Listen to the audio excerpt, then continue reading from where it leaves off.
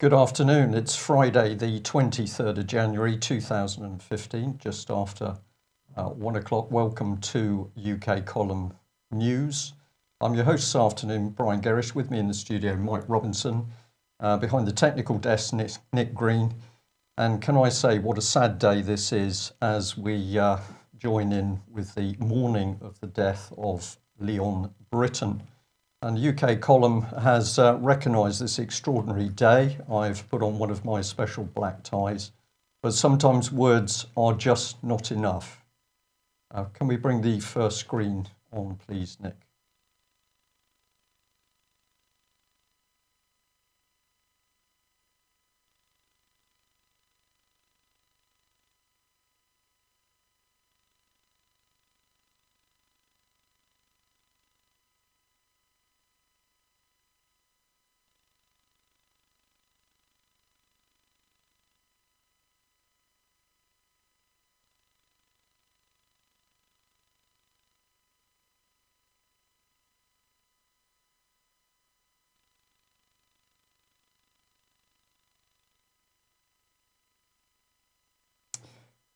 Well, there we are. Some very, very sad comments and, of course, tremendous praise by members of the British government, both serving and former, all mourning the death of Leon Brittan and, of course, totally ignoring the fact that we still have not got a full and independent inquiry into the abuse of children in UK. And, of course, we really need to look at the parts that Mr. Brittan played in helping to ensure that there was no inquiry into the abuse of children in UK. So on that sad note, we're going to leave the story of Leon Brittan and we're going to move on to the streets of Britain where much more important things are taking place, including the repossession of people's homes under the basis of fraudulent court documents, perjury in court, and of course corrupt criminal banking institutions of the very sort that Leon Brittan happened to support.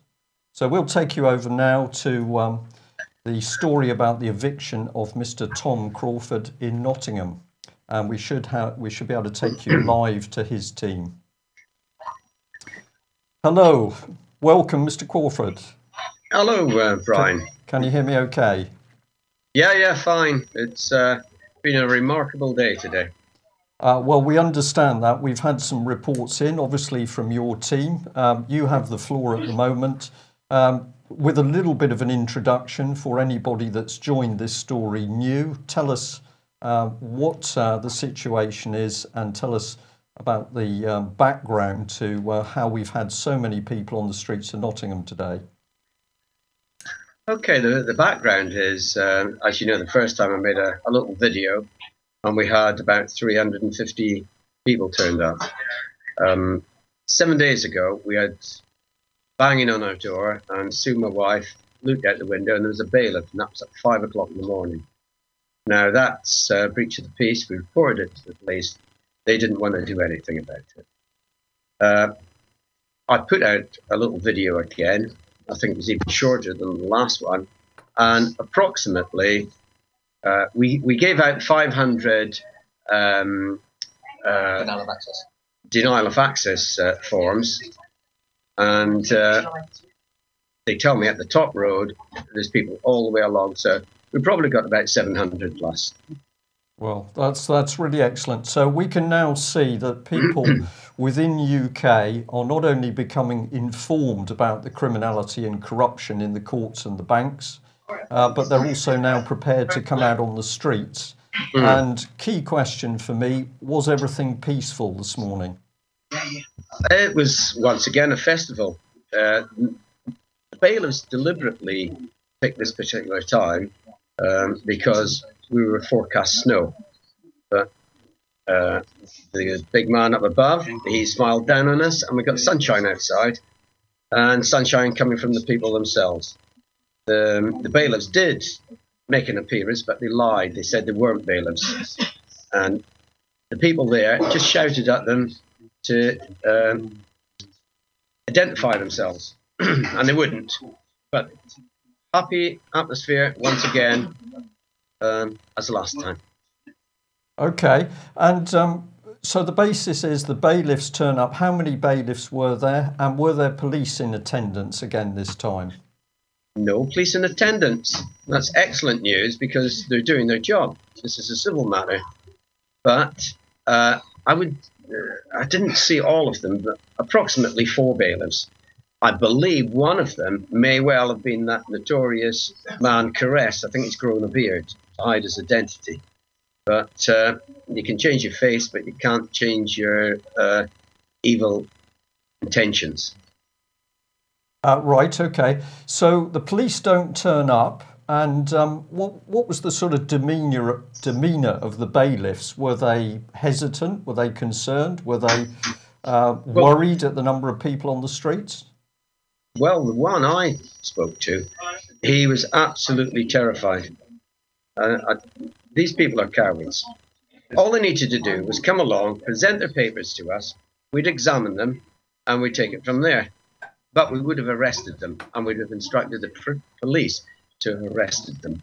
But like the cowards they are, they won't come along and present themselves in a true light. Right. And what is your plan now? Because, of course, these bailiffs could come back again. They're cowards, so they like to come back when usually when there's only one person in the house. And I think they're particularly keen on approaching houses when it's just a lady at home. So how are you going to deal with the fact that, of course, these people have got the finances, they've got the money to keep coming back to harass you and your family? Well, I'll let Guy answer that one because he's the chap that knows the next move that we're going to do.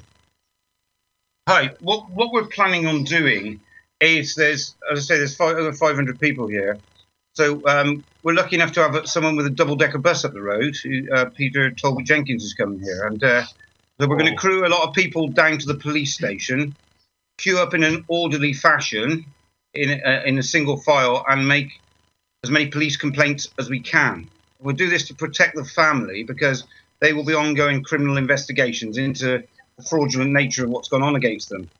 In the meantime, prior to that, we're going to investigate why the bailiffs haven't turned up.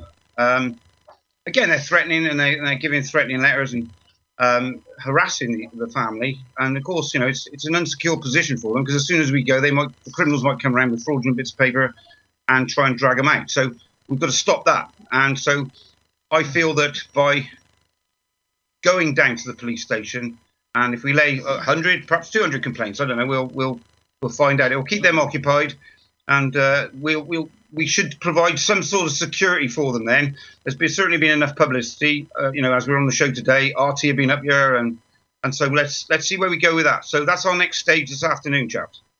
Right, Guy, thank you very much for that. One of the things that I find particularly interesting, if you're talking about laying complaints on the police, as I understand it, Russell Lane is in the Nottinghamshire Police District, and the Chief Constable is, of course, Chris Eyre, and Chris Eyre just happens to be the very man who is responsible for criminal justice for the private company, also known as the Association of Chief Police Officers. So we've got the very interesting situation that Chris Eyre, one of the top men, one of the top police officers in Britain, seems to be doing the right thing with regard to dealing with the public in this case.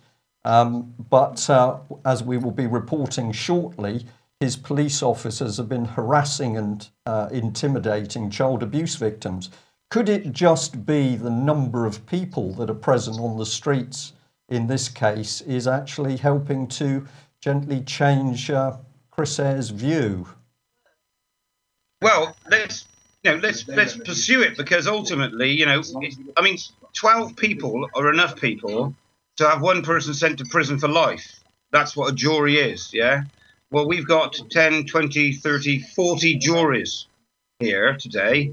So if we've obviously got an opinion on something and we're the public. So, let's pursue that and let's pursue these angles because we're not going to get any justice through. We've gone down all the protocols of reporting things to the police individually, and they basically say, "Sod off, you and whose army?" Well, here's the army, the British public are here, so we'll do it all in an orderly fashion. And yeah, let's pursue these angles while we've got the sway of public support. And it's only going to get more. It's only going to get more. People are meeting here today, or communicating about their own individual problems. And so let's just keep the numbers up and keep the pressure on. Okay, that's brilliant. I have one further question, and that is, of course, how many journalists attended? Did we see the BBC present? Was the BBC there to interview people and find out what people are concerned about? Did any journalists turn up? Well, full praise to RT. RT have been here. They've interviewed everybody. They've interviewed Tom. They've interviewed me about the fraudulent documents, and they were quite surprised about the magnitude of what I was saying to them. And they've interviewed Roger, and they've interviewed the whole family. So hats off to RT. There have been some other journalists, some local journalists, some very nice local journalists who've been here. The BBC, as far as I'm aware, have been, distinct by their absence. Well, what a remarkable situation that under David Cameron's so-called democracy, which we will be talking about in this news programme, it takes Russia Today television to actually come onto the streets of Britain to report what's really happening. And of course, an absence of the BBC, which is the very organisation which has been boasting to the public that it's going to be running very in-depth analysis of the importance of Britain's Magna Carta, and it's going to be Radio 4's Law in Action programme that's going to be apparently discussing the importance of Magna Carta and common law. So I think UK Column will say today just sheer hypocrisy again by the BBC, totally absent from the streets of Nottingham, where you're saying between 500-700 people on the streets. Of course, we didn't see the BBC when they came out for the arrest, when people were on the streets, 600 people were on the streets for the arrest of the judge in Birkenhead. And we've got this 3.6 billion BBC propaganda machine that can't find a journalist to report people losing their homes through criminal activity. Bit of a statement from us. Final word to you. What would you like to see happen in order to deal with this situation? Well, first and foremost, we want security for Tom and his family. We don't want feeling that people are going to drag them out early hours of the morning. And he received a court letter which basically threatened him with that. It was the court threatening that. And secondly, there's apparently a helicopter around now, police helicopter. So that's going to be another very interesting development. But thirdly, look, what we want today is we want fairness and justice in all these matters. And if they've got the correct documentation, then show us. They haven't got it. And so let's get security for Tom and his family first and foremost. And then we're advertising that we're interested in people's cases. So if people want to come forward, if they've been wronged by the court in bankruptcy or possession hearings, come forth, give us your details on the UK Home Guard site if they go to Facebook. And it'll take us perhaps 3 weeks to get back to them, but we will get back to everybody. And, let's put the pressure on them now. It's 4 months for the election. Well, let's sort it out, yeah? Okay, well, thank you very much for that report. And of course, we'll be watching closely what happens in the future. But yes, encouraging news today that Mr. Crawford's still in his house. That's excellent. And of course, to see so many people on the streets. Yeah. I've just got a little historic. So thank you very much for joining us. We'll move on with the rest of the news now. I've got a little historic picture. These were some of the demonstrators that were outside the property last time. Banners and supporters. There we are outside of Tom and Sue Crawford's home in Russell Lane, Nottingham. And UK Column tweeted out as soon as we knew that we understood it was just 500 peaceful members of the public had seen off the bailiffs. And of course, we've included BBC News and Chloe, the lady from the BBC who was interested in the Magna Carta. If you do tweet that particular BBC reporter, make sure you get the right tweet handle because there are several ladies of the same name. What's the solution? Well, of course, it's this. It is the British Constitution Group. It's reclaiming our common law. And as we are saying for our spring conference at the end of February, it is the time for action. Do you think, Mike, we've just seen that on the streets of Nottingham? I think we have. Okay, well, we'll depart from the reality of people having their homes stolen, and there are tens of thousands of homes being fraudulently repossessed across UK as we speak. Let's return to the quasi-reality, of course, of the mainstream press and the very, very sad news of the death of Leon Brittan. So we'll just recap those wonderful comments, the praise from Prime Minister David Cameron, that Mr. Leon Brittan had been a dedicated and fiercely intelligent public servant, distinguished service, Chief Secretary to the Treasury, Home Secretary, really glowing man. And we're going to say UK column mourns the loss of Leon Brittan. And of course, the fact that the evidence of Westminster child abuse just happens to go with him. Well, here he is. Let's have a closer look at the man. We think it is a proud achievement that Leon Brittan was the man who lost not one, but several dossiers compiled by Conservative MP Geoffrey Dickens. What was Mr. Dickens bravely speaking out about paedophiles in Parliament. But not to worry, because Leon Brittan achieved a lot, particularly as Vice Chairman of UBS Investment Bank. But of course, he was also a trade advisor to Prime Minister David Cameron after the coalition government was formed in 2010. We think he was a traitor effectively in that he was a dedicated Europhile.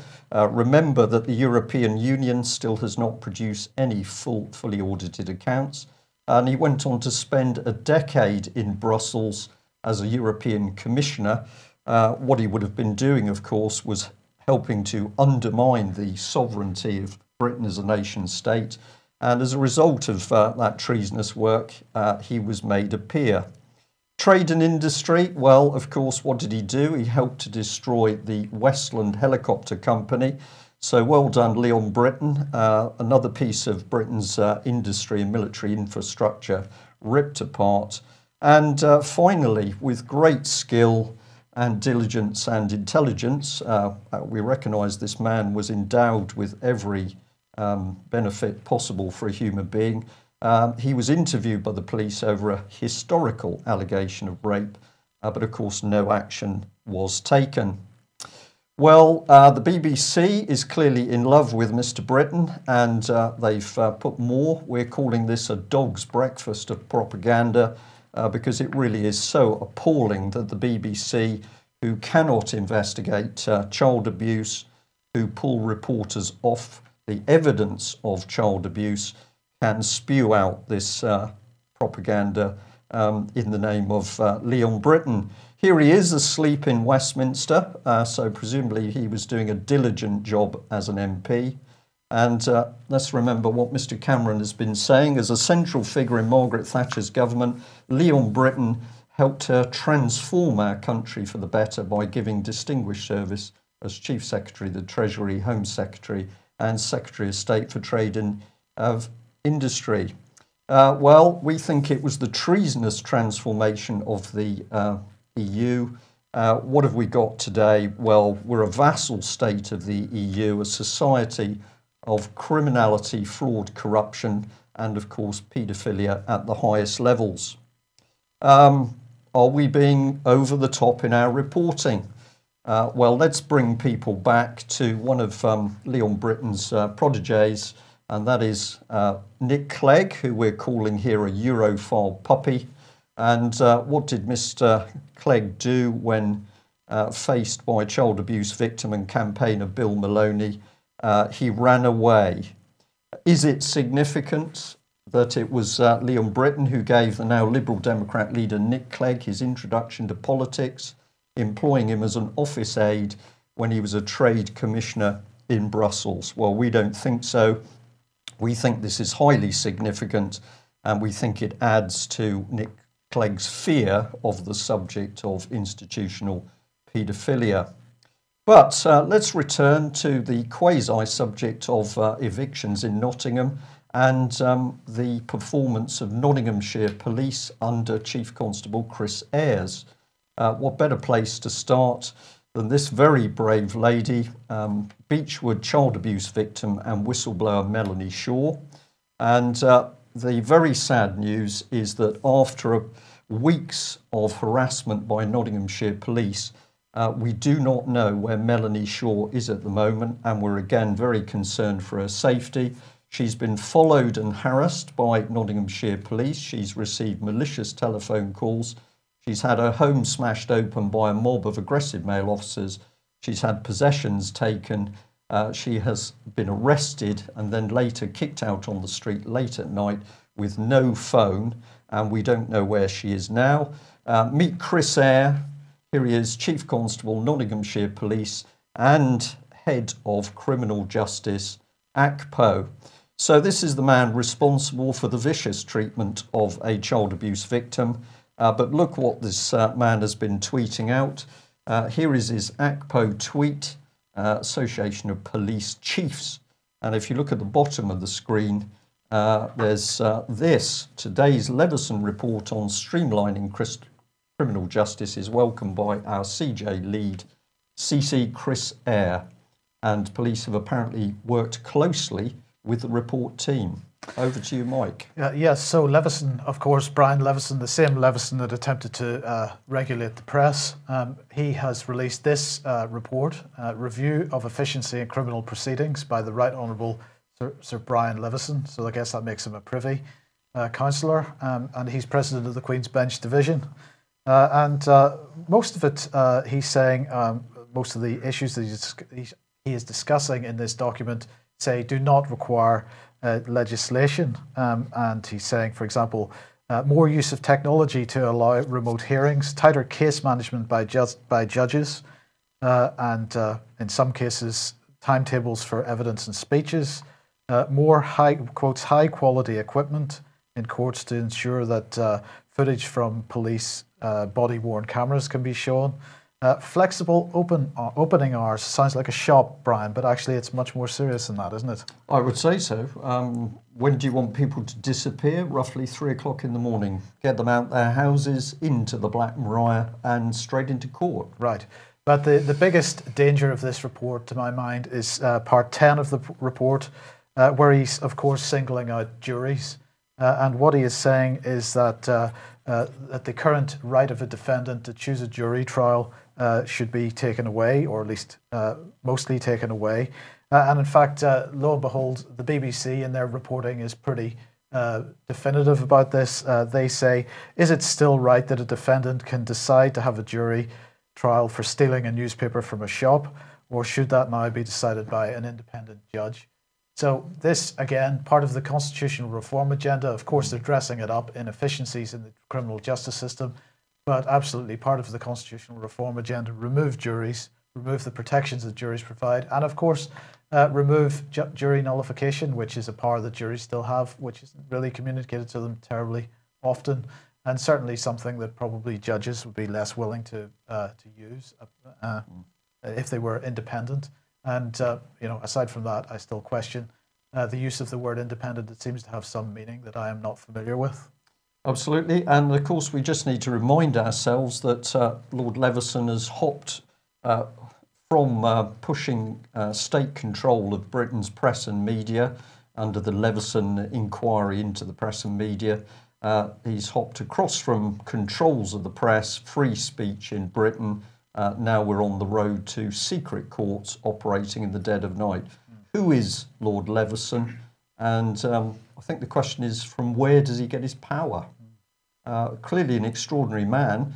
Do you think he's more powerful than Leon Brittan was? I have no idea. I don't know. Well, we'll look into this further, but immensely powerful man. And of course, let's remember he was fully supported by political charity Common Purpose, aided and abetted by the BBC, Robert Peston being the man who originally had the secret meetings in the offices of Pearson offices of Sir David Bell. If you want to do something about this, please support the UK column. Just a quick advert to say you can see UK column news repeated daily in this section on the website. Click on that and you can have a look at that. And we've got the archive, which normally appears centre screen. focusing on Nigel Farage for this advert, but not always, of course. And we're very keen for people to get onto the iTunes site, and particularly, if you will, to rate our uploads there. So if you want to help us get the news out and what's probably happening in UK, that's where you need to go. Alex G. Yeah, just another quick reminder of Alex's official launch party for his book. Please get along to that if you can. And of course, don't forget, once again, the conference at the end of February, first day of March. And with that in mind, of course, the coalition seems to be increasingly a done deal, doesn't it? Because here again, we have now more little backroom deals being done. In this case, the DUP attempting to join up with Ed Miliband. So basically, it looks like the notion of a coalition is a done deal, and now already, before any result has even been announced, before anybody has cast a single vote, we're already making alliances and with a view to who's going to form the next government. Well, it was Julia Middleton, Chief Executive of the political charity Common Purpose, who is quoted as saying she wondered whether people knew whether people had sufficient guile to help form the coalition. And it was interesting that her statements were actually made before the existing coalition was in power. Yeah. Okay, well, probably if we're looking at Miliband and talking British politicians, we should be talking war. Well, indeed. And while the sort of Ukrainian war has dropped off the radar as far as the British press is concerned, they're certainly not pushing it as a major agenda item at the moment.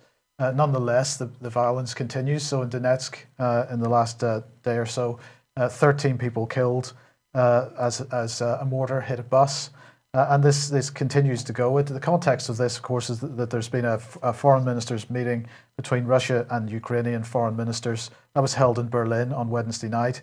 And they were calling they were basically trying to organize that the Ukrainian and Russian-backed rebels, as it's described in the mainstream press anyway, should pull back from this conflict. But of course, that isn't happening.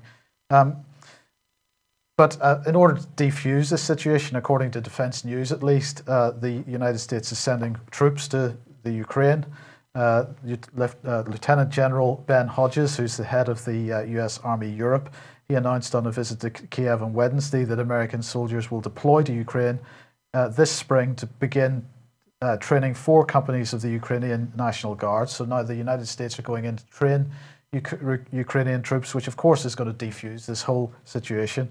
The Defense News article says that funding for the initiative is coming from the congressionally authorized Global Security Contingency Fund, which is requested by the Obama administration in the fiscal 2015 budget to help train and equip the armed forces of allies around the globe. Sorry, but in the meantime, if we look at the Bulletin of the Atomic Scientists, of course they have the famous clock, which last year was saying 6 minutes to midnight, has moved forward 3 minutes. They've just announced this. So this was originally founded in 1945 by University of Chicago scientists. These were the scientists that helped to develop the first atomic weapons for the Manhattan Project, and they decided that they would create the Doomsday Clock in order to give a sort of an overview of how they felt, or how dangerous they felt the global situation was. So they've moved it forward to 3 minutes to midnight, and they are blaming unchecked climate change, global nuclear weapons modernizations, and outsized nuclear weapons arsenals. They're saying these pose extraordinary and undeniable threats to the continued existence of humanity. Well, they go on to say that world leaders have failed to act with the speed or the scale required to protect citizens from potential catastrophe. And I would just say that I disagree with that statement, that global leaders have failed to act. The situation is much more serious in my view, because global leaders are directly organizing for war. So I just wanted to highlight this once again, because this is the Treaty of Westphalia that was written following the 30 Years' War. And what it says, the first clause of that treaty says, and this is the treaty which basically established modern nation states. The first clause of that treaty says that there shall be a Christian and universal peace, and a perpetual true and sincere amity, that this peace and amity shall be observed and cultivated with such a sincerity and zeal that each party shall endeavour to procure the benefit, honour, and advantage of the other, and thus on all sides they may see this peace and friendship flourish by entertaining a good and faithful neighbourhood. And I just once again want to compare that with what the Chinese president, who's supposed to be a nasty communist, has said last year during the BRICS conference. He said, history tells us the law of the jungle isn't the way of human coexistence. Every nation should obey the principle of equality, mutual trust, learning from each other, cooperating and seeking joint benefits for the construction of a harmonious world, sustained peace and joint prosperity. And those, to my mind, those two quotes really demonstrate the same kind of thinking. On the other hand, in the State of the Nation address on Tuesday, President Obama said, but as we speak, China wants to write the rules for the world's fastest growing region, that would put our workers and businesses at a disadvantage. Why would we let that happen? We should write those rules. And it was really, if you look at the State of the Nation speech as a whole, it was a really pretty, he was banging the war drums pretty hard. Well, he's a failing leader, isn't he? And that's the classic. Well, and we've got a failing financial system, which we'll come on to in a second, which is part of the reason. The person who has really come out and criticised that is Mike Baston, Mike Baston is a visiting professor at the University of International Business and Economics in Beijing. He's also a senior lecturer on marketing at Southampton Solent University School of Business, and he wrote in the China Daily. This was breathtakingly hypocritical. Once again, it is to China that attention should be paid for genuine diplomacy and international engagement aimed at strengthening the world economy. Sadly, it's to the US where one needs to look no further for a culture of bullying and belligerence towards often smaller and weaker nations. I really couldn't agree more. Really pretty dangerous situation. Yeah. And Western leaders, of course, the people that are really hyping this up, and the special relationship is part and parcel of that. Yeah, interesting and very, very dangerous times. Well, if it's dangerous overseas at 3 minutes to midnight, it's even more dangerous in UK, because this is the Stasi state that David Cameron's Conservatives are unleashing. And thank you to the viewer who sent in this. This is a poster from a workplace. Are you concerned about someone travelling to or returning from Syria or another conflict zone? Are you worried about someone showing signs of being radicalised? Then call 101. So here we are. Get British people to spy on each other. And of course, ACPO poster. We come back onto the subject of a private company, ACPO. So more and more resources going into spying on the British people. What do we need? Money. Money, yes. So yesterday, as expected, Mario Draghi announced his quantitative easing plan, 60 billion euros a month for 18 months. That's 1.1 trillion euros in total. The BBC last night explained that what was happening was that there was no need anymore to print physical cash. That Draghi had the ability to create electronic money and hand that over to the banks in the hope that they would lend it out to the real economy. The banks, of course, no intention of doing any such thing. The reality is that quantitative easing has nothing to do with Eurozone deflation, which is how it's being presented. It is a bailout, no more and no less. But what's interesting is that the purchase of the bonds, which is how this works, is going to be mainly the responsibility of each individual nation's central bank, not the European Central Bank itself. So the ECB is only going to process about 20% of these transactions. The rest have to be done by national central banks, which means that, of course, the terms of each of these deals is different for every country. So what happened to a single currency and a single economic system? Almost immediately, SocGen, Societe Generale, the big French bank, well, they were sent out just like Oliver Twist to say, please, sir, we want some more, because they say that this amount of money is only a third of what's needed. So basically, in other words, it isn't going to solve anything with regard to the solvency of Eurozone banks. It merely delays their demise. And as expected, the value of the euro fell. And if you believe the BBC, this is great for Eurozone exporters, but it's not so great for the other nations around the Eurozone because they're finding their currencies going up as in in sympathy, really. Yeah, Mike, I'm a bit confused here because you seem to be suggesting that the banks are creating money out of nothing. They don't even have to print the paper. They simply put the numbers into a computer system. Surely that can't be right. Well, of course it is. Oh dear.